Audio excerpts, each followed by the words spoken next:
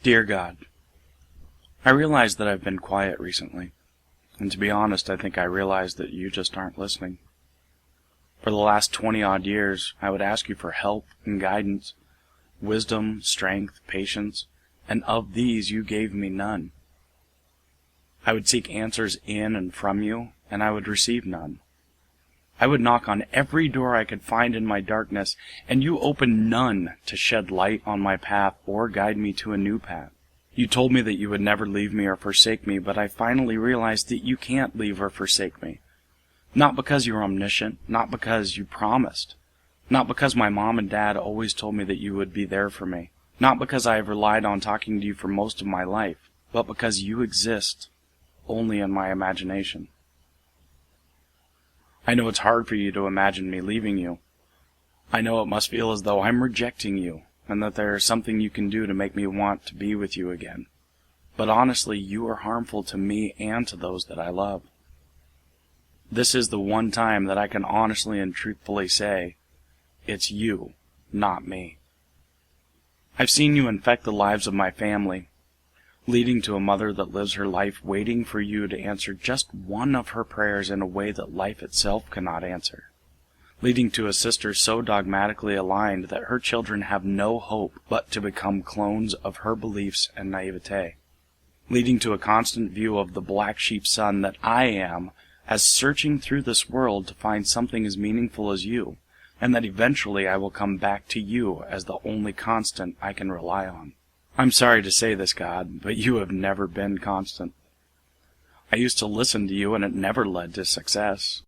I used to read your words and it never gave me hope or comfort.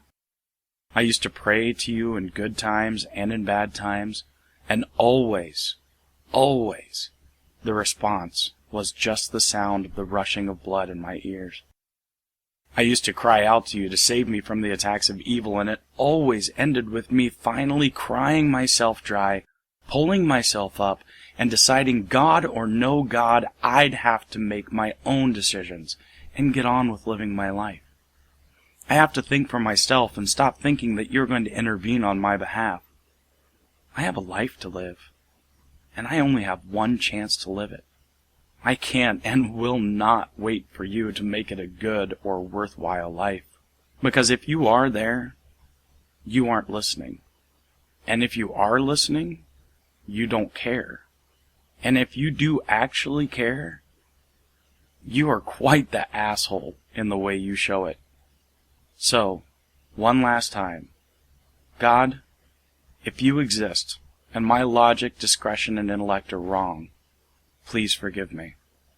I know that it will not save my soul if heaven and hell exist, and nothing I learned as a child and young adult are true, but know that I do not make this decision lightly, or without much thought and careful deliberation. Blind faith has done nothing for me, for my family, or for my friends, while on the other hand, logic, determination, hard work, and intelligence have begat us so much. To give you praise for our successes removes the wonder of our own ability, and it cheapens the value of our lives. No longer can I allow your judgment to rule over my life, because it is my life.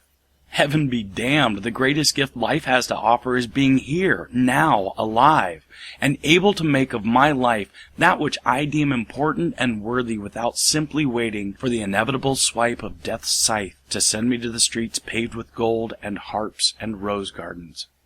God, if you exist, tell my children that I never met, that I love them, and I wish that I could have met them someday, but that I also can't spend my waking moments of existence hoping that I will, hoping that the great reunion will happen.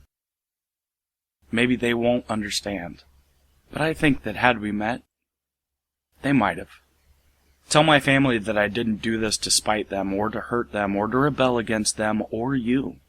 Tell them that I loved them and hoped only that they would think for themselves after looking at me as an example. And hopefully I can be a good example and not pointed to as proof for their beliefs. Most of all, God, if you truly exist, please take care of my mother.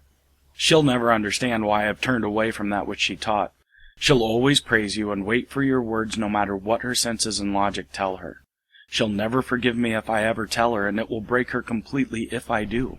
Seeing the way you have turned a deaf ear and a blind eye to her all these years, no matter how hard she studied, no matter how much she prayed, is proof enough to me to turn away from you. But I had hope. Hope that you would one day reveal yourself to her, one of your most ardent servants. Well, God, I'm done hoping that you might actually deign to manifest yourself in her life, and I instead hope that my mother will someday accept that you aren't there, aren't listening, and that she is able to do all things through her own abilities that strengthen her. I honestly don't think that she will ever give up on you, so you better have one hell of a nice heaven for her. She likes pastels and white. You better see to it. I think maybe Dad will understand, and I think maybe he now believes in you simply to ensure his eternity.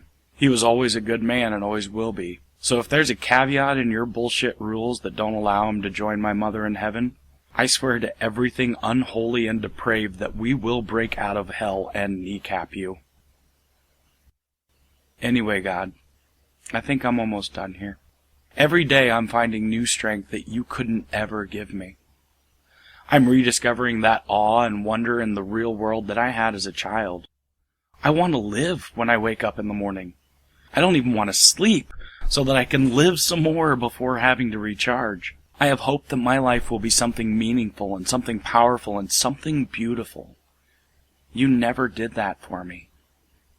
You and your servant's teachings only made me hope for the end to come so I could fly around the galaxies and have a picnic in a stellar nursery. I didn't care about my one chance to live, but I do now, and you don't get the glory or the honor or the praise.